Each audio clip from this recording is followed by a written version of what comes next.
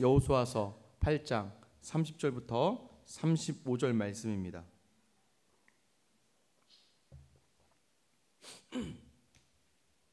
여호수아서 8장 30절에서 35절까지 말씀 우리 같이 한 목소리로 함께 읽겠습니다. 그때에 여호수아가 이스라엘의 하나님 여호와를 위하여 에발산에 한 제단을 쌓았으니 이는 여호와의 종 모세가 이스라엘 자손에게 명령한 것과 모세의 율법에 기록된 대로 쇠 연장으로 다듬지 아니한 쇠돌로 만든 제단이라. 무리가 여호와께 번제물과 화목제물을 그 위에 드렸으며 여호와가 거기서 모세가 기록한 율법을 이스라엘 자손의 목전에서 그 돌에 기록하매 온 이스라엘과 그 장로들과 관리들과 재판장들과 들뿐 아니라 이방인까지 여호와의 언약궤를 맨 레위 사람 제사장들 앞에서 교회 좌우에 서되 절반은 그리심산 앞에 절반은 에발산 앞에 섰으니 이는 전에 여호와의 종 모세가 이스라엘 백성에게 축복하라고 명령한 대로 함이라. 그 후에 여호수아가 율법책에 기록된 모든 것대로 축복과 저주하는 율법의 모든 말씀을 낭독하였으니 모세가 명령한 것은 여호수아가 이스라엘 온 회중과 여자들과 아이와 그들 중에 동행하는 거류민들 앞에서 낭독하지 아니한 말이 하나도 없었더라. 아멘. 할렐루야. 오늘도 하나님께서 우리에게 큰 은혜 주시기를 축원합니다. 정확하게 7주입니다. 영상 예배 드린 지가 우리가 7주가 되었어요. 우리 이제 김숙기 원사님도 그러시죠. 새벽기도도 이제 이번 주는 완전히 저희가 문을 닫았으니까 이게 마음은 원이로되 육신이 약해서 마음이 무너지고 하다 보니까 이제 육신이 또 약해질 수밖에 없는 거. 뭐 권사님이 저 정도면 다른 우리 성도님들 어떻게 지내셨을까요? 우리가 처음에는 그래 이 국가에 대한 또 배려하는 차원과 또 건강과 안전을 위해서 각자의 자리에서 영상으로 예배 드려야지. 제가 보니까요, 처음에만 설교 올라가면 이제 처음에는 여러분들이 이제 같이 이렇게 보셨는데 제가 이제 확인을 하거든요. 5시 반에 일어나서 지금 몇 분이 이게 확인됩니다. 5시 반부터 지금 누가 몇 명이 지금 이 영상 예배를 드리고 있나. 뭐 어떤 날은 저 혼자 보고 있더라고요. 그래서 제가 오늘은 다 주무시는구나. 그러니까 영상을 이제 5시 반부터 볼 수 있게끔 그 전부터 이렇게 올려놨는데 여전히 이제 우리의 자리가 7주가 되면서 다들 이제 오늘은 좀 더 자고 이따가 출근하는 길에 봐야지. 아니면 오늘 다 아침에 정리가 되고 예배를 드려야지. 각자의 이제 이유들이 이제 만들어지고 상황들이 만들어지면서 배려가 때로는 우리 신앙의 방종과 게으름과 나태함으로 갈 수 있다는 것. 여러분 그걸 보면서 참 우리가 여전히 연약하구나라는 생각을 해요. 그래서 우리는 또 지죠. 또 패배합니다. 영적인 싸움 속에서. 여러분 살아오시면서 패배하셨다가 참 너무나 절망이었는데 어느 날 그 패배를 갚아줬던 기억이 혹시 있으신가요? 아마 그때 참 더 놀라운 감격과 감동이 있을 겁니다. 여전히 여러분 삶 속에서 인생의 패배라고 느껴지는 그 부분들이 저는 믿음 안에서 반드시 승리로 나아갈 줄 믿습니다. 여러분 조금 더 인내하시고 조금 더 참으시고 혹여나 내가 이 땅에서 보지 못한다면 이 말씀에 신실하신 하나님께서는 우리의 자녀를 통해서도 그 영광을 우리가 하늘나라에서 보게 하실 줄 믿습니다. 이것이 하나님의 방법이라는 것이죠. 아마 이번 선거에서도 그럴 거예요. 제가 이제 가장 감격스러워하는 이제 후보자들이 누구냐면 당선인 중에서 이전에 붙었다가 졌는데 이번에 붙어서 이긴 분들이 더 감격스러워 하시더라고요. 심지어는 이제 눈물도 흘리시는 분들이 있더라고요. 이전에는 저 상대랑 몇 번을 붙어서 졌다가 마지막에 이번에는 딱 이겼을 때 그 패배를 계속 했는데 승리했을 때 그 감격과 감동. 여러분 우리가 지난주 말씀을 통해서 봤지만 이스라엘 백성이 그러했다는 거예요. 아이성에서의 패배를 경험했지만 그러나 하나님의 말씀으로 다시 이스라엘이 노력함으로 매복하며 수고함으로 이 아이성을 무찔렀어요. 그리고 완전히 진멸시켰습니다. 그런데 여러분 이게 우리가 알아야 될 것이 있죠. 무엇입니까? 이 이스라엘 백성들이 이제 승리를 하고 나서 어떻게 합니까? 이제 무언가 자축을 하고 기뻐해야 될 상황인데 오늘 본문은 그러지 않는다는 거예요. 오늘 본문 30절 말씀 어떻게 시작합니까? 30절 말씀 보세요. 그때가 언제요? 아이성이 무너졌을 때에 여호수아가 이스라엘의 하나님 여호와를 위하여 에발산에 한 제단을 쌓았으니라고 되어 있습니다. 아이성의 승리를 자축하고 너무나 즐거워하고, 또는 아이성에서 지금 많은 재물을 얻었잖아요. 이거 가지고 어디로 가야 됩니까? 본부로 돌아가야죠. 본부로 길갈로 돌아가서 다시 그곳에서 이제 정비를 하고 전쟁을 해야 되는데, 이스라엘 백성이요 바로 어디로 갔다는 겁니까? 에발산으로 갔다는 거예요. 이 아이성에서부터 에발산까지 거리가 37km입니다. 여러분 이제 이 당시에 뭐 다 말 타고 가는 거 아니니까 걸어간다고 생각해 보세요. 하루를 꼬박 하루를 걸어야 되는 반나절이지만 남자 장정들에게는. 근데 모든 백성들을 데리고 가니까 거의 하루를 걸어가야 될 길을 승리하자마자 바로 이스라엘 백성이 에발산으로 향하고 있는 것이죠. 그곳에 가서 무엇을 했다고 이야기합니까? 에발산에서 제단을 쌓았대요. 왜 제단을 쌓았을까요? 오늘 31절 말씀 보면은요 이렇게 기록되어져 있습니다. 이는 여호와의 종 모세가 이스라엘 자손에게 명령한 것이라고 나와 있어요. 33절 후반절에도 이렇게 나와 있습니다. 이는 전에 여호와의 종 모세가 이스라엘 백성에게 축복하라고 명령한 대로 함이라. 그러니까 모세가 자기가 가나안 땅에 들어가지 못하지만 이스라엘 백성에게 명령했다는 거예요. 너희가 그 땅에 들어가거든 에발산으로, 그리심산으로 가라라는 것인데요. 정확하게는 신명기 11장 29절에 나와 있는데요. 우리 같이 한번 한 목소리로 읽어볼까요? 시작. 차지할 땅으로 너를 인도하여 들이실 때에 너는 그리심산에서 축복을 선포하고 에발산에서 저주를 선포하라. 모세가 이야기했다는, 모세가 신명기 이제 모압 평지에서 가나안 땅 들어가기 전에 이스라엘 백성에게 이야기했습니다. 너희가 차지할 땅으로 너희를 인도하여 들어가거든 너희는 그곳에서 그리심산의 축복을 선포하고 에발산에서 저주를 선포해라라고 모세가 명령했습니다. 그런데 타이밍이 절묘하게 요단강을 건너서 바로 가지 않았어요. 여리고를 무찌르고 나서 바로 가지 않고요, 아이성에서 승리한 다음에 갔던 거죠. 왜 그랬을까요? 여호수아의 마음 가운데 아이성의 패배의 흔적이 남아있는 거예요. 그 패배에 대한 상한 마음이 남아있어요. 그때 여호수아가 뭘 깨달은 거예요? 모세가 명령했던 그 말씀, 제단을 쌓으러 가야겠다라는 그 생각이 든 것이죠. 여러분, 이 제단을 쌓는 것, 우리가 믿음의 조상이 누구입니까? 믿음의 조상을 우리가 아브라함이라고 하잖아요. 아브라함을 그냥 조상, 혈육의 조상이 아니라 믿음의 조상이라고 하는 이유는 아브라함의 행함의 모습들이 우리의 믿음의 본이 되기 때문입니다. 아브라함의 행함의 가장 큰 본이 무엇이었습니까? 가는 곳마다 제단을 쌓는 거예요. 신기하죠? 아브라함은 도착한 곳마다 제단을 쌓기를 쉬지 않았습니다. 그래서 그 믿음의 후손들인 여호수아, 이 여호수아와 또 모세의 명령대로 이곳에 도착해서 아이성의 승리를 경험한 다음에 여호수아가 잊고 있었던 하나, 제단을 쌓으러 가야겠다. 여러분의 제단은 안녕하십니까? 여러분이 쌓아야 될 제단을 혹시 쌓지 않고 있습니까? 예배의 자리죠. 우리 예배 자리가 어떻게 됐습니까? 많이 허물어지지 않았습니까? 그 제단이 다시 회복되어야 된다는 생각을 여호수아가 한 거예요. 그래서 제일 먼저 모세의 명령대로 에발산으로 향하게 되는 것입니다. 모세가 에발산에 가서 뭘 하라고 했을까요? 신명기 27장 11절부터 13절 말씀을 같이 한번 읽어볼까요? 같이 읽을게요. 시작.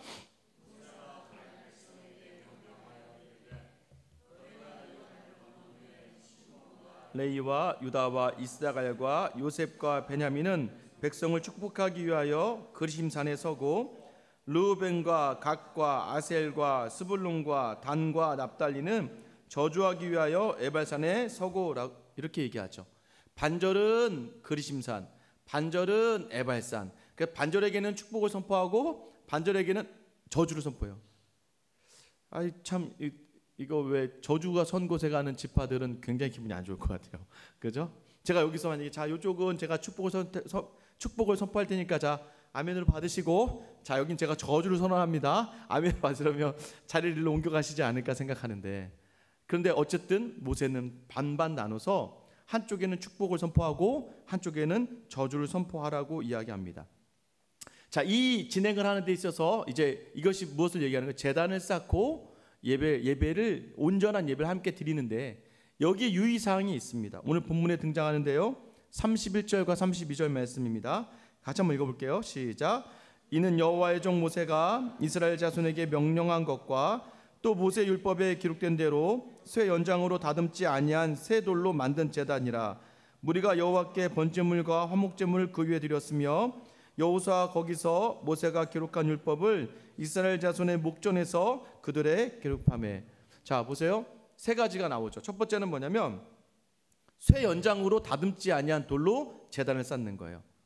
그러니까 예배를 다시 한번 제단을 회복할 때 그 모습 가운데 있는 것이 쇠 연장으로 다듬지 아니한 돌. 그러니까 인위적으로 돌을 다듬어서 예배하지 말라는 것이죠. 인위적인 제단을 쌓지 말아라. 하나님이 원하시는 제단은 우리가 인간적인 방법과 인간적인 생각을 담는 것이 아니라 있는 그대로, 그냥 하나님이 주어진 그대로. 그러니까 여러분, 우리가 예배 자리에 나올 때 어떻게 나오라는 겁니까? 막 아닌 척, 하나님 앞에 예배 드리면서까지도 사람의 눈을 의식하고 사람의 생각을 의식하며 예배하지 말라는 거예요. 있는 그대로의 마음. 오늘 기쁜 일이 있었으면 감사의 마음을 담아 그대로 전하고, 오늘 내 마음이 어려움과 두려움과 근심이 있다면 하나님께 예배하는 그 자리만큼은 너에 있는 그 마음 그대로 정직하게 드리길 원하셔서 쇠로 인위적으로 예배하지 말아라. 인간적인 마음대로 예배하지 말아라. 저 같은 사람이 좀 어렵죠. 목사의 자리에서 항상 예배 잘 드리는 모습을 보여드려야 돼요. 제가 왜 저기서 막 찬양하는데 꾸벅꾸벅 졸고 있고 막 이러면 여러분들 은혜가 하나도 안 되실 거예요. 그러나 그럼에도 불구하고 우리가 있는 그대로의 마음으로 예배에 오는 사람, 그 예배로 인하여, 그 마음으로 인하여 제단이 회복된다는 거예요. 두 번째는 무엇입니까? 번제와 화목제로 드려라 라는 거예요. 번제는 무엇이에요? 죄사함에 대한 제사예요. 우리의 죄를 회개하는 거예요. 그래서 우리가 아까 예배 시작할 때마다 우리가 회개하는 기도가 항상 예배를 위한 기도이기보다는 회개의 기도죠. 여러분의 마음 가운데 예배하러 제단을 쌓을 때 중요한 건 내가 지은 죄를 회개해야 된다는 거예요. 그래서 예수님도 말씀하시잖아요. 무엇이에요? 예배를 드리러 오다가도 형제와 불화한 것이 생각나거든 그 형제로 먼저 가서 화목하고 돌아오라는 것이죠. 무엇입니까? 이것이 죄를 지었던 모든 것들이 생각나거든 먼저 그 죄를 고백하는 것. 이게 또 화목제물하고도 연결되죠. 이 화목제가 무엇입니까? 관계의 회복을 이야기하는 거예요. 하나님을 향하여 이제는 그 죄를 고하고 하나님께 감사로 또 하나님께 서원하는 마음을. 왜? 아니 관계가 회복이 돼야 뭘 부탁을 할 거 아닙니까? 둘이 안 좋은데, 사이도 안 좋은데 가서 오늘 저 맛있는 거 좀 사주세요. 누가 사줍니까? 먼저 내 죄를 회개함으로 하나님께 나아갈 수 있는 그 죄사함의 그 고백을 한 다음에, 그 다음에 하나님께 나아가서 감사와 또는 서원과 여러 가지 것들 자원하는 마음들을 드리라는 것이죠. 근데 이것은요, 화목제물은 꼭 관계로 연결돼서요, 이런 감사를 드리는 사람은 누구에게도 옆에 있는 가족과 성도에게도 드려지라는 것이죠. 그래서 이 화목제물은 누가 먹었을까요? 그 에발산에서 제사하던 모든 자들이 함께 나눠 먹을 수밖에 없는. 이제 보통 개인이 소 한 마리 잡았거든요. 그날 다음 날이 가기까지 다 먹어야 됩니다. 그래서 소 한 마리 어떻게 집에서 다 드실 수 있겠습니까? 그러니 어쩔 수 없이 옆집에 있는 사람과 나눠 먹어야 돼요. 그 화목제물은요, 화목게 되는 제물이기 때문에 하나님과 화목한 사람은 사람과 화목한 사람이라는 것이죠. 예배 나올 때 죄사함의 기도와 감사와 서원과 관계 회복을 집중할 수 있으라는 것이죠. 세 번째는 무엇입니까? 모세가 기록한 율법을 다 그 이스라엘 목전 앞에서 기록하라는 거예요. 자, 모세가 말한 거 다 기억하라는 거예요. 신명기 27장 8절에 보면요, 너는 이 율법의 모든 말씀을 그 돌들 위에 분명하고 정확하게 기록하라는 거예요. 하나님을 통해 주어진 그 모세를 통해 주어지는 말씀들을 다시 그 제단에 적는 이유는 무엇일까요? 마음에 새겨라, 기억해라. 여러분 마음에 이 말씀들이 다 기억된 은혜가 있기를 축원합니다. 자, 그럼 무엇이 선포됐을까요? 신명기 11장 27절 28절인데요. 제가 읽어드릴게요. 너희가 만일 내가 오늘 너희에게 명하는 너희 하나님 여호와의 명령을 들으면 복이 될 것이요. 이 축복이에요. 내가 너희에게 말하는 하나님의 말씀을 들으면 복이 될 것이요. 자, 그리고 28절 너희가 만일 내가 오늘 너희에게 명령한 도에서 돌이켜 떠나 너희의 하나님 여호와의 명령을 듣지 아니하고 본래 알지 못하던 다른 신들을 따르면 저주를 받으리라. 자, 이제 이 두 가지를 하는 거예요. 어떻게 해요? 자, 하나님의 말씀을 따르면 복이 있을 거다. 그리고 또한 뭐예요? 하나님의 말씀을 떠나서 이방의 신들을 섬기면 저주가 있으리라. 한번 해볼까 했는데 안 하기로 했습니다. 여기서 한번 해볼까 했는데 또 괜히 저주 쪽을 하면 기분이 안 좋을 것 같아서 하나님의 명령대로 따르면 복이 임합니다. 믿으십니까? 그러나 하나님의 말씀을 떠나 세상의 것을 따르면 저주가 임하는 줄 믿으십니까? 이게 우리에게 하나님이 약속하신 바를 모세가 여호수아가 지금 그리심산과 에발산에 서서 동일하게 선포하고 있는 것이죠. 그건 너무 억울하지 않습니까? 여러분, 성도의 삶이 너무 억울해요. 10번 잘 지켰는데 한 번 실수해서 저주를 받으면 어떻게 합니까? 근데 여러분, 잘 지킬 수 있으셨던가요? 이번 한 주는 어떠셨어요? 저는 사실 더 힘들었습니다. 저는 이렇게 영상 편집하고 영상 인고 내가 올리는 게 더 힘들더라고요. 차라리 그냥 한번 설교하고 그냥 뒤에서 그냥 이재훈 쌤이 다 해주시면 그냥 그 받아다 올리면 막 쉬운데, 이거를 혼자 노래 부르고 다시 절로 가서 다시 음악 틀고 또 기도하고 다시 나와서 설교하고 왔다 갔다 하고 또 그 편집하고 하다 보니까 또 하려다 보니까 잘하고 싶잖아요. 뭐 자막도 넣고 하다 보니까 사실 저는 오히려 말씀에 더 거하며 더 힘든 한 주였지만, 여러분 어떠셨어요? 영상 예배를 통해서 그 마음이 어떠셨어요? 무겁거나 부담되거나 불편하지 않으셨습니까? 참 이게 신앙생활 힘들어요. 10번 잘 지키다가도 한 번 실수해서 저주라니요. 저주면 끝나는 거잖아요.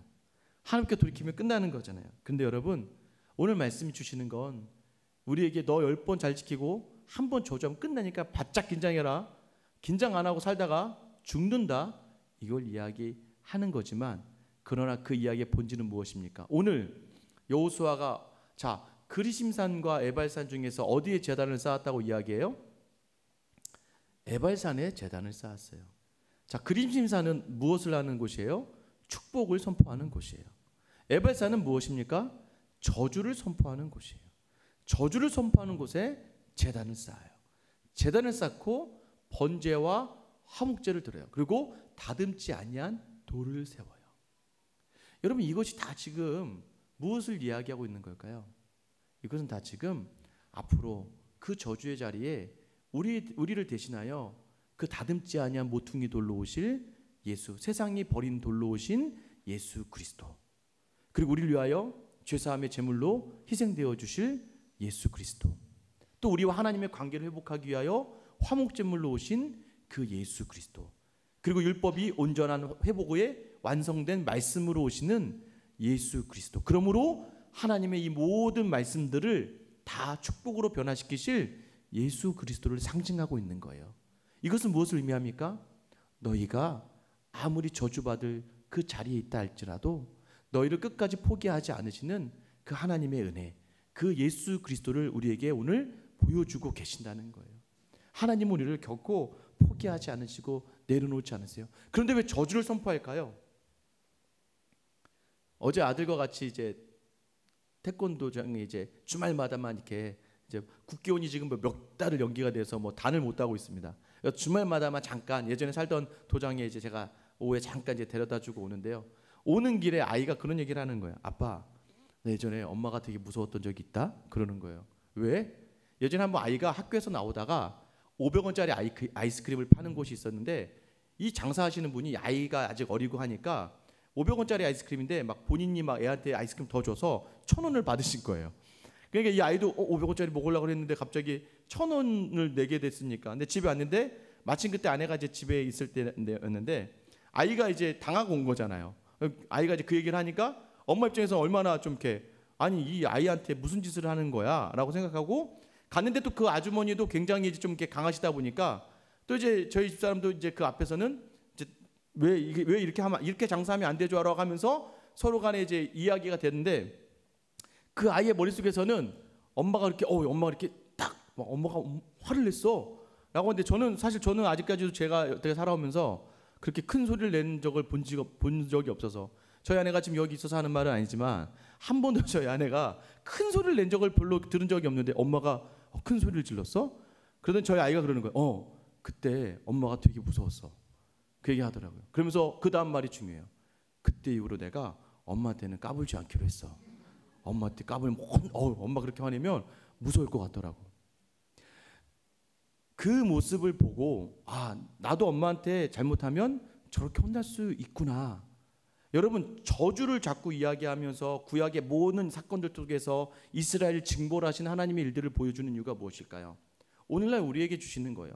너희가 만약에 말씀을 떠나갔을 때 이스라엘 백성이 그렇게 잘 지킨다고 했었지만 불구하고도 계속 말씀을 떠나갔듯이 우리의 삶이요, 아무리 하나님 앞에서 신실하게 있는다고 할지라도, 그렇죠? 우리 권사님들이요, 기도를 그렇게 많이 하시고요, 그렇게 교회를 위하시고 하셔도요, 집에 있는 동안에 막 혼자 여러 가지 생각이 들면서, 그죠? 우리 권사님하고 통하면서 그랬어요. 목사님, 내가 집 밖에 나가지 못하고 막 상황이 어려워지고 자녀들이 어려워지니까 마음이 강팍해지는 거예요. 그러다 보니까 말이 막 여러 가지 불평과 원망이 일어날 수밖에 없는 게 인간인 거예요. 그러니 마음이 어떻게 불편해지죠? 하나님 앞에서 저주받을 짓을 내가 하고 있나? 왜냐하면 내 생각이 지금 너무 악한 생각들을 하고 있으니까, 내 생각이 너무 불평이 많은 생각들을 하고 있다 보니까 이러면 안 되는데 한다는 거예요. 그런데 여러분, 그러한 존재이지만 오늘 에발산에서 제사를 드림의 이 모습은 그럼에도 불구하고 우리를 저주의 그 자리에 두지 않으시고 십자가의 그 은혜로 말미암아 우리를 죄 없다 하실 그 하나님의 은혜가 더 빛나기 위하여, 때로는 그 저주를 선포하는 선포가 더 큰 은혜로 나아간다는 거예요. 제가 말씀드리잖아요. 아이들한테 너 그러다 정말 혼나? 너 그러다 정말 죽을 줄 알아? 제가 자녀를 죽이기 위해서 하는 말이 아니라는 거예요. 이것은 무엇입니까? 살리기 위해. 여태까지 한 번도 자녀를 죽인 적 없습니다. 자녀를 죽인다고 말은 엄청 많이 했지만 한 번도 아이들을 죽이거나 아이들 나 내쫓아버릴 거라고 하면서 단 한 번도 저희 아이들을 밖으로 내쫓은 적이 없습니다. 왜 그런데 그런 얘기를 할까요? 그 정도에까지 가지만 그 정도로 죽어야 될 우리였는데, 그런데 우리의 죄를 대신해서 예수님이 이미 다 지심으로 말미암아 우리의 있는 더 이상 죄 없다 하심을 받는 의인이라 칭을 받는 하나님의 자녀가 된 것을 더 강조하시는 거예요. 오늘 본문 43절 말씀 보세요. 누가 이 예식에 참여합니까? 빨간색 글씨만 읽을게요. 온 이스라엘과 그 장로들과 관리들과 재판장들과, 자 보세요, 본토인 가나안 사람들 얘기해요. 더 나아가서 아니라 이방인까지. 35절 말씀 보세요. 모세가 명령한 것은 여호수아가 이스라엘 온 회중과 여자들과 아이와 그들 중에 동행하는 거류민들 앞에서 나그네들까지. 여러분, 이것이 의미하는 바가 무엇이에요? 모든 자들이 말씀 앞에서 평등하게 축복과 저주를 받는다는 거예요. 다시 한번 얘기하면요, 예수 그리스도로 말미암아 구원을 받은 모든 성도들은 어떠한 저주의 상황 가운데에서도 그 저주로 끝날 인생들이 아니라 반드시 구원에 이르고 반드시 예수님과 함께 동행할 수 있는 축복의 자리가 예정된 그런 하나님의 사람들이라는 것을 강조해 주시는 거예요. 그 누구도 예수 그리스도 이름 앞에서는 그 어떠한 직분도 상관없이 하나님은 우리를 구원하실 뿐만 아니라 반드시 축복의 자리로 인도하시는 그러한 우리의 아버지 되신 하나님이시고 우리를 구원하신 예수 그리스도이심을 강조하는 말씀이에요. 그래서 여러분, 우리에게 더 이상 저주는 있지 않아요. 그러나 저주를 느끼는 그 순간의 그 두려움을 통하여 은혜의 자리로 하나님이 이끄신다는 것을 믿으시기 바랍니다. 여러분을 오늘 이 자리로 초대하시는 분이 그 하나님의 은혜예요. 하나님이 여러분에게 예배를 사모하게 하세요. 왜요? 인생이 방종과 나태함과 게으름 속에서 내 한쪽에 있는 성령이 뭔가 두려움 가운데 임하게 하는 거예요. 이러면 안 되는데 하다가 다시 우리를 말씀으로 이 자리에 여러분을 이끌고 오시고 이 영상을 듣게 하시면서 다시 한번, 그렇지, 내가 역시 죽을 수밖에 없는 죄인이구나. 그래서 여러분, 죄를 지을 때요, 죄책을 가지고 실족할 필요는 없어요. 죄를 지을 때요, 한 번씩 웃으세요. 아유, 진짜 내가 죄인이네. 내가 정말 죽을 수밖에 없는 사람이었네. 이봐 잠시 말씀 떠나 있으니까 이따구로 사네. 정말 이봐 아우 정말 내 인생이 초라하네. 누가 없으면요, 말씀이 없었다면 아이성은 영원한 패배였어요.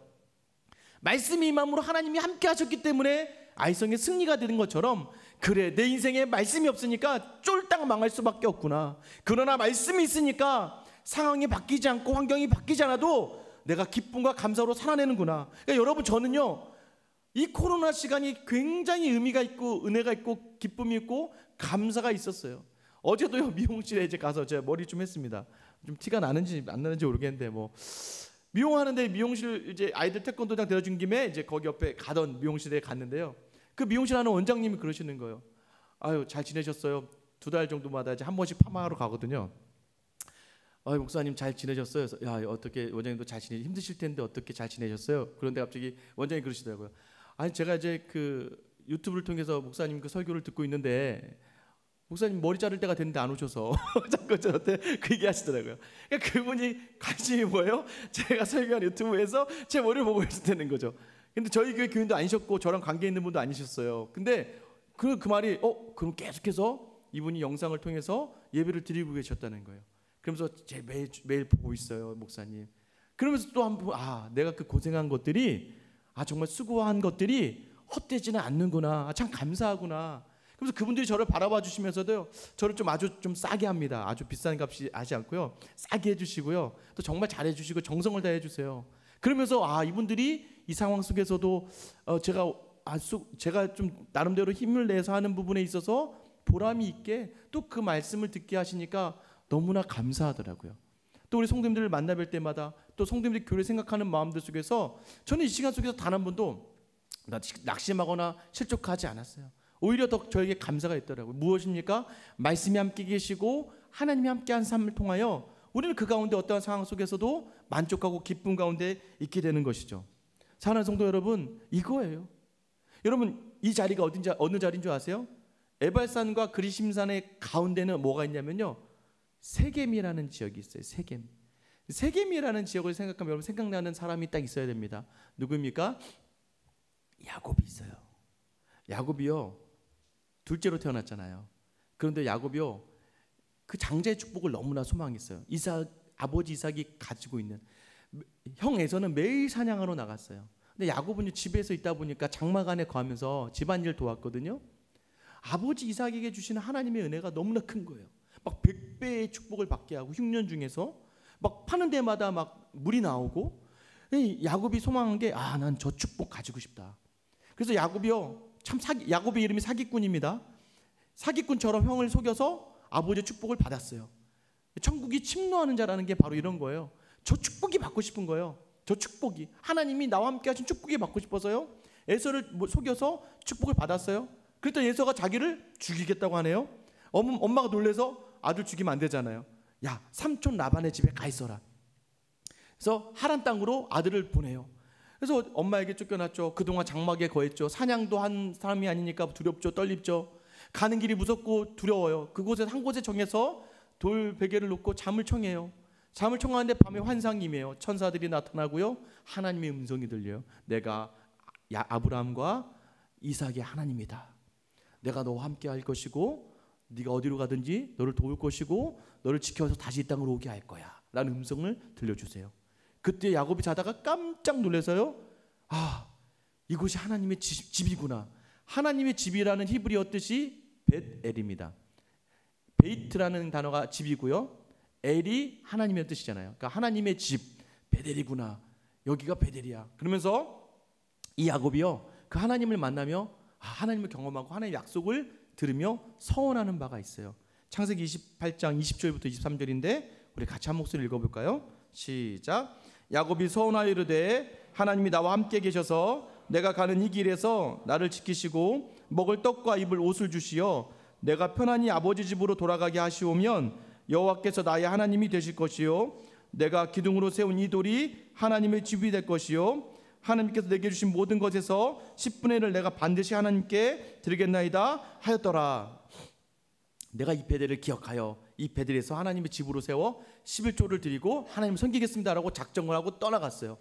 20년 동안 삼촌 라반의 집에서 하나님이 그에게 엄청난 은혜를 부어주셔서 정말 엄청난 은혜가 4명의 아내인지 모르겠지만 4명의 아내와 12명의 아들과 엄청난 재물과 양과 소부를 이끌고 다시 이 가나안 땅 돌아왔고 형 에서를 만났을 때도 무사하게 돌아왔어요. 여러분, 그런 문제 어떻게 해야 돼요? 어디로 가야 돼요? 베델로 가야 되는데 야곱이 베델로 가지 않고 이 세겜이 도시가 이루어졌으니까 세겜 땅으로 가요. 갔다가 어떤 일이 일어납니까? 딸 디나가 그곳에서 몹쓸 짓을 당하죠. 거기까지도. 그런데 그 형제가 그 하몰의 추장의 아들에게 몹쓸 짓을 당했지만 결혼을 하겠다고 해요. 그래서 야곱이 그럼 우리처럼 할례를 받고 너희가 우리의 민족이 되자라고 이야기해서 둘이 협정을 맺고 이 하몰의 모든 족속들이 다 뭐예요? 세례받는 중에, 그러니까 할례를 받는 중에 레이와 시몬이라는 두 아들이 아버지의 명령을 거역하고 그 땅을, 세겜 땅을 다 도륙시켜 버립니다. 큰 죄를 저지르죠. 약속을 깨버리는 일을 하는 거예요. 그래서 시몬과 레이가 저주를 받아요. 여러분, 이 상황 속에서요, 그때 야곱이 아차 하는 생각이 들죠. 무엇이었습니까? 베델로 갔어야 되는데, 맞다, 내가 이 세겜에 있어서 큰일 났다. 그래서 다시 하나님 음성이 들리죠. 베델로 가야라. 여러분, 이미 저주가 임했던 것처럼 느껴졌지만 하나님이 다시 말씀을 회복시키시는 거예요. 다시 베델로 올라가라. 근데 야곱이 이제 그 땅의 사람들이 자기를 죽일까 봐 두려워하고 있는데 하나님이 그 땅의 사람들도 두려워하게 하시고 온전하게 야곱이 다시 베델로 가게 하세요. 그 가운데 세겜이에요. 여러분, 이 세겜에서 지금 그림이산과 에발산을 두고 축복과 저주가 선포되는 거예요. 무엇입니까? 야곱이 사기꾼과 같이 살았던 인생 속에서도 여전히 그를 이스라엘로 바꾸셔서 하나님의 사람을 이끄셨던 하나님의 은혜를 이 세겜 땅에서 다시 한번 이스라엘 백성으로 깨닫게 하시는 거예요. 우리에게도 동일하게 마찬가지입니다. 여전히 안 돼요. 여전히 축복 속에 거하고 싶은 노력을 많이 해요. 근데 그 노력으로 안 된다는 거예요. 기도 많이 해보세요. 성경 많이 읽어보세요. 여러분 올해 일독 시작하셨습니까? 성경을 많이 읽다가 항상 레위기를 못 넘어가요. 창세기, 출애굽기 하다가 그냥 바로 거기서 문을 닫아버리죠. 나중에 읽어야겠다. 아니면 출애굽기 20장까지 가다가 거기서 거의 성경을 닫는 분들도 많아요. 기도하다가도 결국 뭐예요? 기도하던 그 열심으로 말미암아 산들을 판단하기 이를 때도 있어요. 우리의 열심으로는 도저히 그 은혜의 자리에 갈 수 없다는 거예요. 열심으로 갈 수 있는 자리가 아니라 하나님이 은혜로 부어주시는 자리, 오늘처럼 말씀으로 여러분 부르시는 그 부르심에 응답하는 그 응답을 통해서 하나님은 축복의 자리를 이끄시는 줄 믿으시기 바랍니다. 여러분, 이 코로나 사태로 인해서 많은 부분이 무너지고 많은 부분이 지금 우리가 좌절 속에 있습니다. 그래서요, 우리는 마치 10번 잘했는데 한 번 잘못해서 저주받는 것처럼 느껴질 수 있어요. 무엇 하나 잘못했지가 아니라 이 사태 속에서도 여전히 우리를 말씀으로 이끌고 싶어 하시는 그 하나님의 은혜를 기억해야 돼요. 그래서 오늘 여러분을 이 말씀으로, 이 예배로 이끌어내시는 겁니다. 여러분, 내일부터 저희 다시 한번 새벽기도 시작해요. 여러분, 기도회가 그리우셨나요? 예배 자리가 그리우셨습니까? 저는 이번 주에 한 목사님 통화하다가요, 참 이렇게 감동적인 이야기를 들었어요. 목사님이요, 이제 여기 자기 교회 아이들 이렇게 신방을 하고 돌아보잖아요. 돌아보는데요, 이제 한 아이와 이제 통화를 했대요. 잘 지내니 했는데 갑자기 그 아이가 막 울면서 얘기하더래요. 목사님, 저요 예배 드리고 싶어요. 목사님, 저 교회 가서 예배 드리고 싶어요. 목사님, 저 하나님께 예배 드리고 싶어요 라고 이야기하는데요, 갑자기 이 목사님 안에서 자신은 지금 목사인데도 불구하고 오히려 때로는 자신은 이 자리가 편하다라고 생각했던 부분도 있었던 거예요. 나는 예배에 대해서 어떻게 생각하지? 근데 그 아이는요, 그 초등학생 아이가 목사님, 저 예배하고 싶어요. 정말 하나님께 마음껏 예배하고 싶어요 라고 얘기하는 그 얘기를 듣는 순간 자기 안에 큰 충격이 임했대요. 난 어떠하지? 그 아이의 그 말이요, 자기를 은혜로 이끄는 그런 하나님의 음성으로 들리시는, 하나님 앞에서 눈물로 회개하고 다시 한번 자신의 예배의 자리를 돌아보았다고 저에게 얘기해 주시는데요, 저도 그랬어요. 매일 예배하고 있는 전데도 불구하고 나에게 진정한 예배가 회복되어지고 있는가? 여러분에게 저는 이렇게 얘기하고 싶어요. 새벽 기도회든 예배든 억지로 오지 마세요. 두려우면요, 두려움 가운데 있으십시오. 우리 하나님이요, 찌찌하지 않으세요. 우리 하나님이 그렇게 연약한 분이 아니세요. 그러나 우리를 끝까지 그 큰 은혜로, 10가지 죄악을 덮을 큰 은혜로 여러분에 다가오셔서 여러분을 감화시키고 감동시키며 다시 예배 자리로 세우실 것을 저는 믿습니다. 여러분, 그러나 이 말씀이 여러분 마음 가운데 새겨져서 먼저 여러분의 그 상실한 무너진 마음이 다시 한번 회복되는 예배자의 자리가 오늘 우리에게 되길 간절히 소망합니다. 신앙의 작전 타임이요, 잠시 여러분을 부르셨어요. 이 부르심의 음성을 들으시고 반응하며 우리의 삶이 예배가 회복되어지고 우리 삶이 더 나아지는 귀한 은혜가 여러분에게 넘쳐날 수 있기를 예수님의 이름으로 축원합니다. 우리 같이